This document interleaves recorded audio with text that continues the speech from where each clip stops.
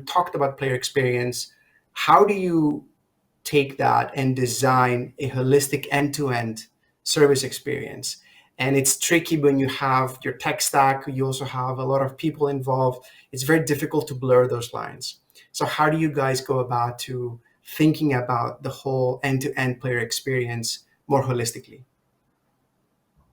Yeah, so this is again a big topic for us, and it's kind of core to what we do at the end of the day, right? So it's to a player, it doesn't matter whether you're solving their issue through technology or through human effort. So at the end of the day, this line between technology or human effort should be invisible for them. So to a player, what matters is my issue resolved, and having to put the least amount of effort into resolving that particular issue. And that's how we really think of the end-to-end service design as well. Really marrying technology and human efforts at different touch points to make sure that we are resolution focused and we're making the experience as effortless as possible for our players whenever they're experiencing pain points. And the way to think about this is, it's about process, people, technology, policies, all coming together to work in unison, right?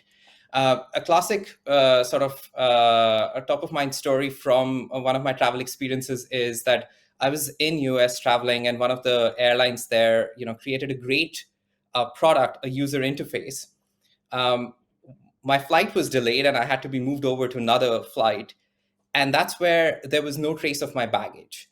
And that's a classic example of, you can build for a great digital product, you can have all the loyalty and everything baked in, but if there are these sort of edge scenarios, how robust is your service design in those edge scenarios, and how does it really interact with people on the ground, for example, when the technology is not able to solve for that particular pain point?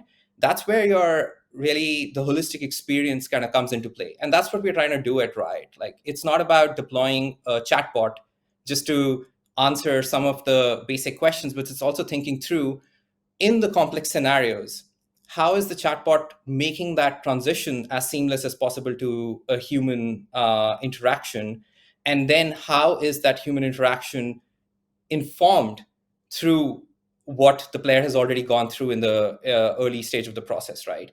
So it's really all those elements, and how they come together is what we are really dialing up our effort towards, so as to not just have isolated experiences, but stitched end-to-end experiences.